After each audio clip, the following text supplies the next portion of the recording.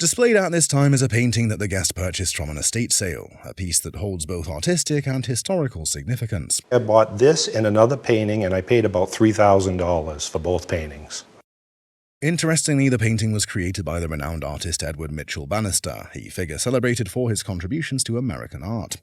Edward Mitchell Bannister was an American painter best known for his evocative landscape paintings, which often captured the serene beauty of New England scenes. Influenced by the Barbizon style, his work emphasized light and color, bringing a poetic realism to his compositions. I believe he's an African-American artist that was prominent in the Newport, Rhode Island area in the late 1800s. As Bannister gained recognition for his landscapes, he rose to prominence as one of the most notable African-American artists of his era. This particular landscape painting was completed around the year 1885, during a time when Bannister was actively involved in the artistic community. It was also around this period that he co-founded the Analyzer Club, a men's discussion group named after a beloved waitress at the Providence Art Club, where Bannister was a key figure. The painting, executed in oil on canvas, showcases Bannister's confident and expressive brushstrokes, which add both depth and texture to the work. So this is an oil on canvas. If you noticed, it almost is an impressionistic rendering because of the way his brushstrokes are. The overall appearance is a little muddy, and I think if you had it cleaned, it would improve its appearance tremendously. Adding to its value, the piece is signed by the artist in the bottom right corner, a detail that confirms its authenticity. Unfortunately, the painting does exhibit some condition issues that significantly affect its overall value. These little points where it looks like something got spilled on it or splattered on it, and that has to be removed. Nevertheless, in today's auction market, this remarkable work is still expected to command a price of. I think I would probably price it at around $40,000. Wow. Both cases, yeah.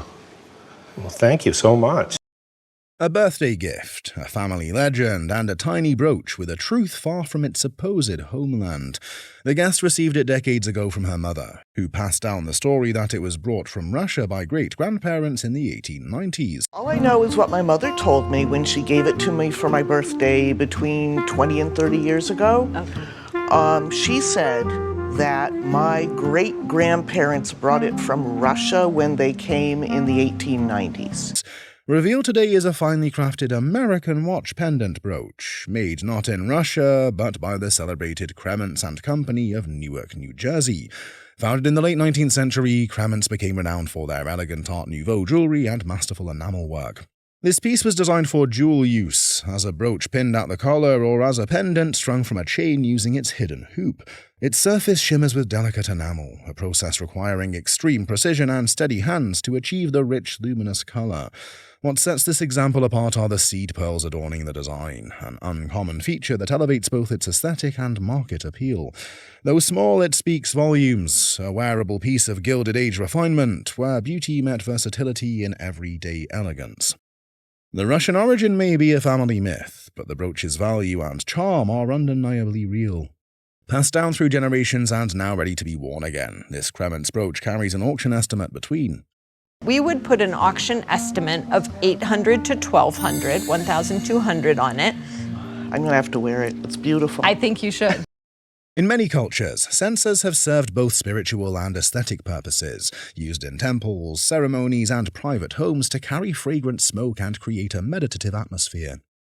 This particular censer holds not only historical value, but deep personal meaning for the guest. It was received as a gift from a dear friend in her final days, making it a cherished and emotionally significant piece. It's an incense burner, I believe. A friend of mine was dying of brain cancer a few years ago, and she insisted that I keep this for her. Crafted in China, this is a cloisonné enamel censer, a form highly esteemed for its exquisite beauty, detailed craftsmanship, and rich artistic legacy.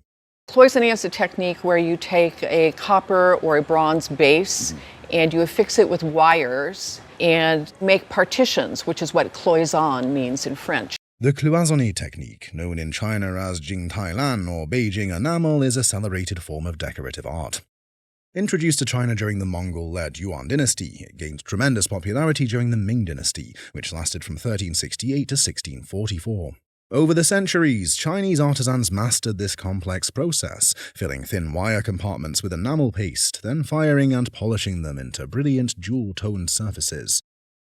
Traditional Chinese cloisonné often showcases mythical imagery, such as dragons, phoenixes, and cloud patterns. However, what sets this particular censer apart is its rare and symbolic form. Uniquely shaped like a ripe pomegranate, this piece draws on one of the most powerful symbols in Chinese culture, the pomegranate. The symbol continues in the base of the censer, which is intricately carved in a repeating pattern of ripe pomegranates, enhancing both its visual and cultural richness. Further motifs include cracked ice and prunus blossoms, which together symbolize the arrival and welcome of spring, a season of renewal, hope, and new beginnings. These artistic choices imbue the piece with layered meaning and elegance. Given its artistry, symbolism, and heartfelt provenance, this Chinese cloisonné censer is expected to fetch a price of Sale estimate of between $15,000 and $25,000. Whoa. No kidding. Yes. What a gift from your Certainly friend. was. On display at this moment is a captivating print, a cherished heirloom lovingly inherited by our guest from her parents several years ago. My parents bought it at a show at the May Company in Cleveland. The May Company is a big department store, and they were having a showing of the artist's work. This remarkable piece is the creation of the celebrated Asian artist Shiko Munakata, a name revered in the world of art for his profound mastery across multiple mediums, including woodblock prints, paintings, and ceramics. Born in Japan, Munakata gained international acclaim for his woodblock prints, which stand out for their bold and expressive designs. His style, imbued with dynamic energy, is marked by strong sweeping lines and vibrant hues that stir the soul. Rooted in a deep appreciation for Japanese folk art, Buddhist iconography, and the spirit of modernism, Munakata's work reflects a harmony of influences that transcends time and culture. His genius lay not only in technique, but in the emotion he etched into each line and stroke. In this particular print, titled Ode to Shinkai, Munakata brings to life the poetic essence of the landscape. Shinkai, a Japanese word meaning an uncultivated open space, speaks to the boundless, unrefined beauty of nature, a space untouched and thus sacred in its wildness. The artwork integrates both landscape imagery and Japanese script, showcasing his remarkable ability to fuse visual and textual art into one harmonious expression.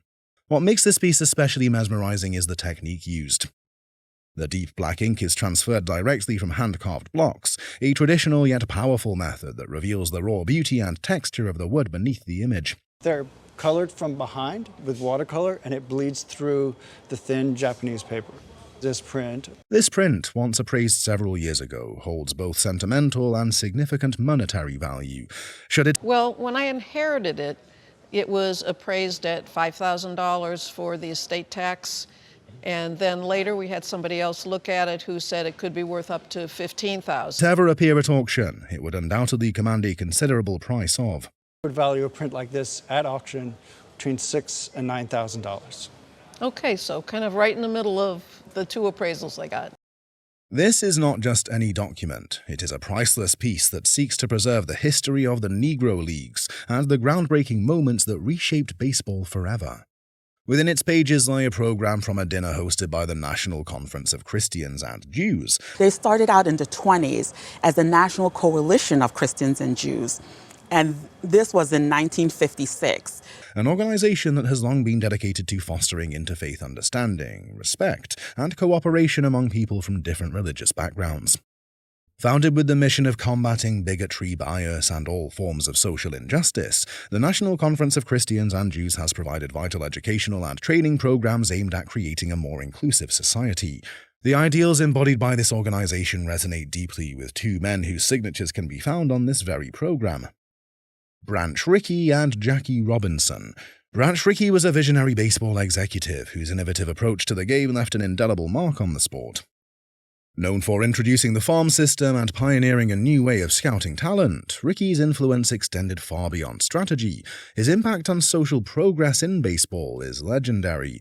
In a courageous and revolutionary move, he signed Jackie Robinson in the year 1945, making Robinson the first African-American player in Major League Baseball.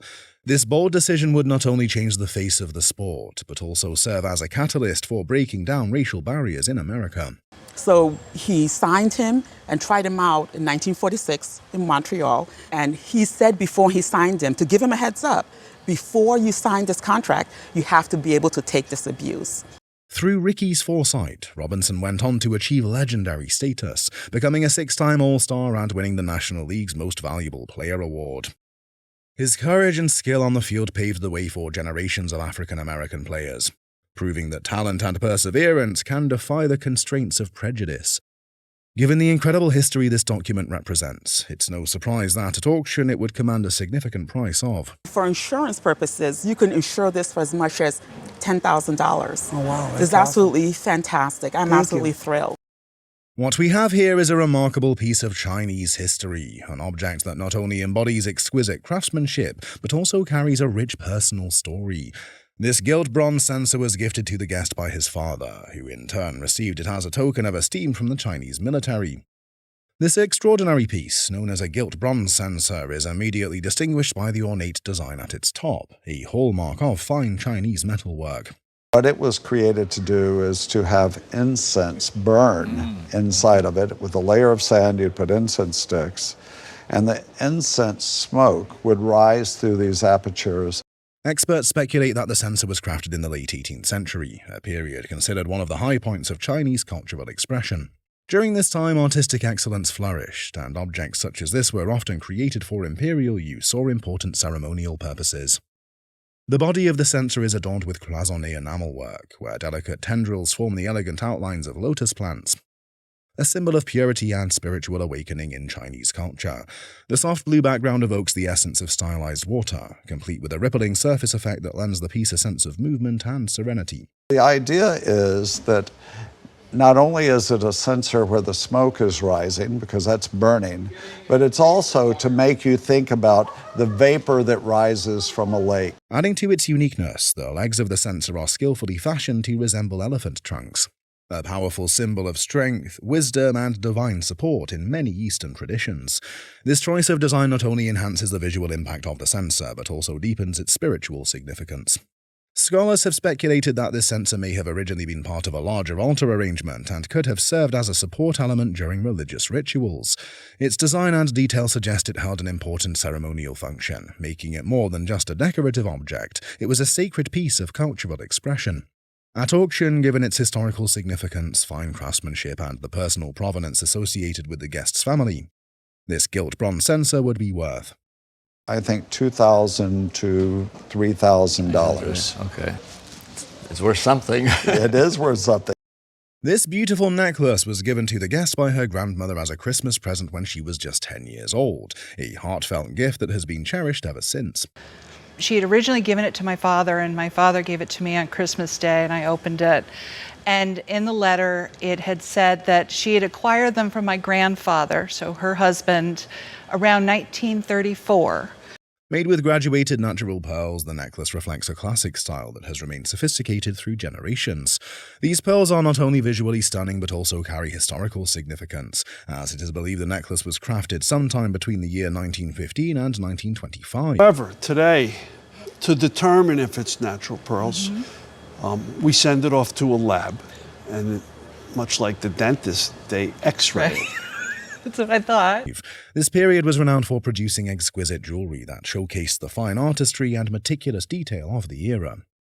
Natural pearls were highly prized during this time, often selected for their luminous luster and smooth surface quality. Necklaces made with such pearls were seen as the height of luxury and sophistication, often reserved for those with discerning taste and status. While many pearl necklaces from that era were finished with simple lobster clasps and extender chains, this particular piece is set apart by its intricate diamond clasp. Estimated to feature approximately 40 points of diamonds, the clasp itself is a small work of art. Enhancing its beauty even further, old European cut diamonds surround the clasp, echoing the central diamond and tying the design together with vintage charm. There's maybe 60 points of diamonds. And when you see a clasp that nice in platinum, you intend to go, let's check these pearls out. There's a good chance they're natural. In the years when it was originally made, a necklace of this quality would have cost between $300 and $500. A testament to both the rarity of natural pearls and the skill required to assemble them so flawlessly. Today, natural pearl necklaces from the period between 1915 and 1925 are highly sought after by collectors, admired for their elegance and historical value. At auction today, this remarkable natural pearl necklace would command a price of, I would say most likely $2,000 to $3,000. Wonderful. That's wonderful. Horse racing trophies have always been more than mere symbols of victory. They carry with them the weight of history, prestige, and personal achievement. Today we have two such trophies, each a tangible link to a remarkable legacy, the trophies that once belonged to the grandfather of our guest. My grandfather raced horses. He was an owner from about 1950 to the end of the 70s. The first iconic piece is the Wood Memorial Trophy, which was awarded to his father in the year 1966. This distinguished trophy was earned through the victory of a horse named Ambroid, a thoroughbred that carried its rider to a triumph in the Wood Memorial Stakes. This race is one of the most celebrated in American horse racing, held annually at Aqueduct Racetrack in Queens, New York. The Wood Memorial Stakes has a storied history, dating back to the year 1925, and has seen countless legendary horses cross its finish line. What makes this particular trophy even more special is its intricate design. It carries an inscription featuring the horse motif on the front, with an award plaque on the back, an elegant tribute to the horse and rider alike. The second, smaller trophy was awarded to the same man when he triumphed in the Belmont Stakes, another monumental achievement in his career. In addition to winning the Belmont, 7 lifetime wins and almost $500,000 in winnings. Wow. He played Triple Crown Spoiler that day. The Belmont Stakes is known as the third and final leg of the prestigious Triple Crown, following the Kentucky Derby and the Preakness Stakes. It is one of the oldest and most iconic horse racing events in the United States, with its first race held in the year 1867. This was the highlight of his horse racing career, to win one of the great signature races in the United States. This Belmont Stakes trophy, though smaller, holds its own unique charm. Crafted by Ensco, a renowned American silversmithing company that has been creating exquisite silverware and trophies for over a century, the craftsmanship speaks for itself. The trophy also carries a meaningful inscription, marking both the winner and the horse, Ambroid, whose legacy lives on in these gleaming pieces of history. Given the significance of both these trophies, their auction prices would undoubtedly reflect the deep legacy they represent. The Wood Memorial Trophy, with its link to a prestigious race and its rich symbolism, would fetch a price of... I would put the insurance value on the tray at $6,000. Wow. Meanwhile, the Belmont Stakes trophy, with its historical importance and fine craftsmanship, would command a price of... I'd put the value on that at $14,000. Wow. That's phenomenal. That's good news. There is something profoundly moving about owning a buck and a photograph that once belonged to a great figure in history. For the guest who brought in these remarkable items, that connection is deeply personal, as both the buck and the photograph were signed by none other than John F. Kennedy. John Fitzgerald Kennedy, often affectionately known as JFK, was the 35th President of the United States, a leader remembered for the spirit he brought to the nation. With his charisma, youthful energy, and unwavering optimism, Kennedy inspired a generation to believe in progress, public service, and the power of ideas. From his stirring inaugural address to his calls for civic responsibility, Kennedy had a unique ability to connect with people and move them to action. Yet beyond his political presence, Kennedy was also a reflective and accomplished writer. His deep interest in history and the ethical challenges faced by public figures came to life in his renowned book, Profiles in Courage. It's John F. Kennedy, Profiles in Courage. Profiles in Courage was a book that he did to promote his career. Published in the year 1957, the book tells the stories of 8 United States senators who stood firm on deeply unpopular issues, guided by principle rather than politics. Their stories, as told by Kennedy, speak to the timeless value of courage in public life. The copy on display today is no ordinary book. It bears Kennedy's own signature, as does the photograph that accompanies it. These personal inscriptions elevate the items beyond historical memorabilia. They become tangible links to a man whose vision helped shape the modern American identity. At auction, the signed photograph is expected to command a significant price of... That's probably about a $5,000 photograph.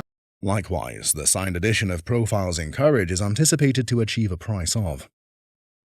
The book, you have another $5,000, even in this condition. Incredible.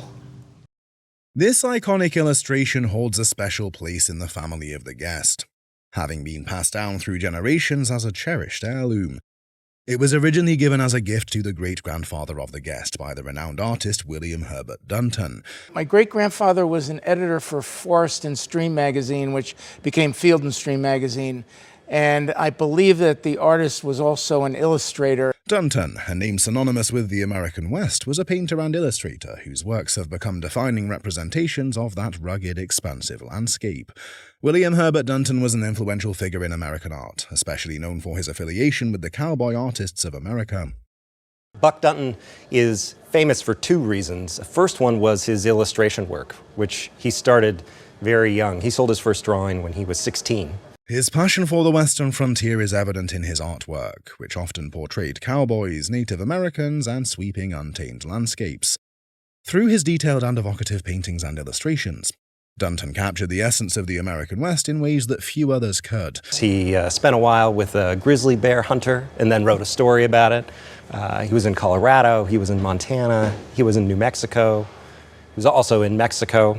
His illustrations appeared in many prominent publications, including magazines and books, helping to solidify his reputation as one of the most skilled and respected artists of his time. He worked for everybody, as we know, Field and Stream, as you said, but Harper's, Scribner's, Century. He did book covers, Zane Grey in particular. This particular painting, dated the year 1909, comes from Dunton's early career, a time when he was firmly establishing himself as a major talent in the art world.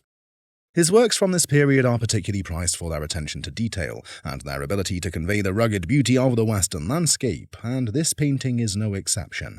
There is something mesmerizing about the way this painting draws viewers in.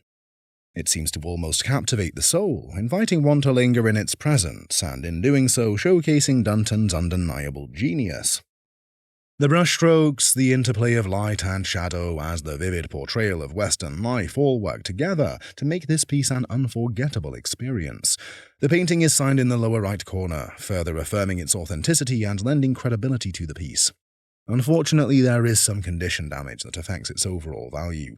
3 young boys fooling around in a room with throwing things at each other. I don't know which one of us did that, but my mother did get it fixed, so. Despite these imperfections, the painting would still attract a strong bid at auction with an estimated price of. Auction, a reasonable estimate would be $50,000 to $70,000. Oh.